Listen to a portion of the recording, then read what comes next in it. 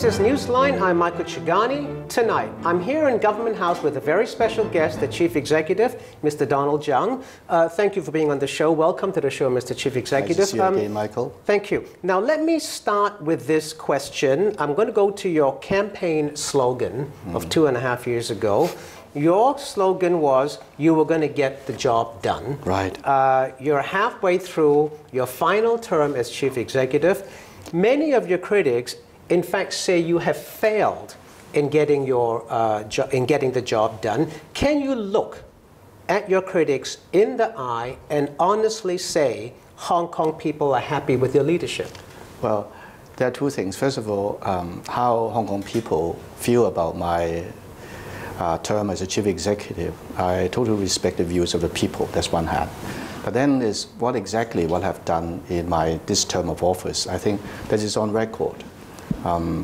Indeed, during the preparation of this policy address, I tried to catalog them, particularly all the things which I pledged in 2007 during my election campaign and what they have now achieved. For instance, in the major infrastructure projects, the Hong Kong-Zhuhai-Macau Bridge. Which many people oppose. Anyway, of course, every project has its opponents, but the important thing is a general consensus. It must go ahead, and we have got funding from legislature, and we are proceeding with it. And we have the Guangzhou-Shenzhen Hong Kong Express Railway. Again, there's some people object, That's correct. And a lot of people believe it must go ahead, and we are going ahead with that. And you're definitely going to go ahead with that. Oh yeah, definitely. I think the community consensus is very strong. We have to make sure that those who are affected by this particular railway will be compensated in a fair manner. I think that is the only way, the only thing that we have to resolve. Then the Kai Tak Cruise Terminal, the construction of MTR West Island Line, all these things were mentioned as a 10 infrastructure program. They're all proceeding quite smoothly, in my view, looking at it from my point of view. But if you were, I was asking you, if you were to look the people in the eye, would you say they're happy with your leadership? Well, that's what the people would say. And I believe that from all the assessment we have, more than half of the people believe that I'm doing a reasonable job. Are you happy with more than half of the people? I believe that I want to have more, but then I have to contend with what people have actually assessed me, and that is the only way that any leaders would expect for. Well, you know what? Sorry, what people can say, a good test, Mr. Chief Executive, Yes. is this. If you were to ask the people, are you better off today, now, than when you became the Chief Executive? And I don't think well, that would be very difficult, Michael. Yes. I mean, that's very difficult things for them to say. If you ask the question against a backdrop of the worst economic crisis this world has faced since 1930s, it would be very hard put for anyone to say, I'm better off today than I was, say, a year ago or 2 years ago, irrespective of who the leader is.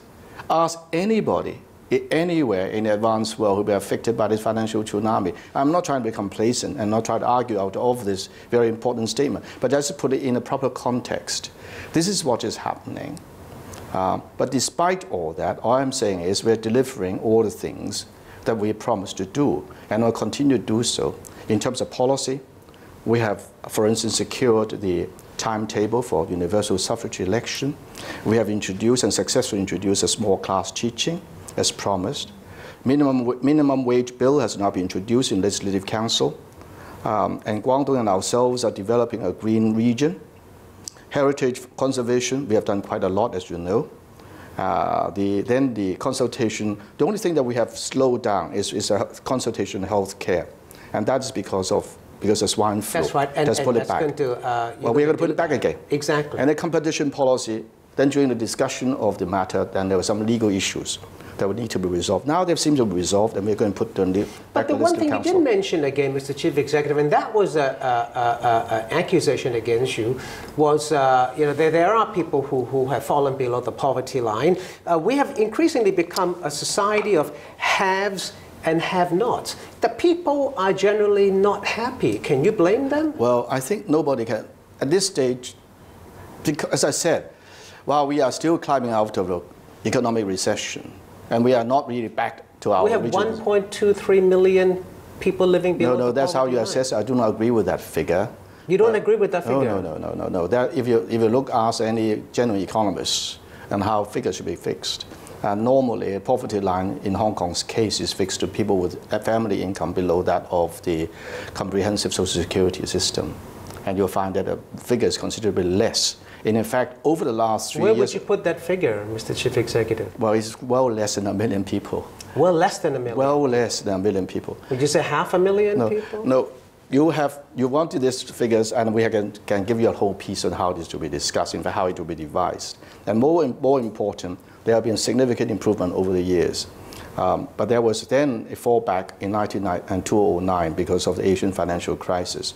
I'm not being complacent. What I'm suggesting is something we need all to strive for. In a capitalist society, there is always a difference between the income level gap, and that appears in this city, in New York, and in London, or New Delhi, or in Singapore, anywhere for that matter, in Tokyo. But what we need to do is make sure the poor will not continue to remain poor. There is a social progression for people, and there are ample opportunities in the community to enable young people to climb up the social ladder.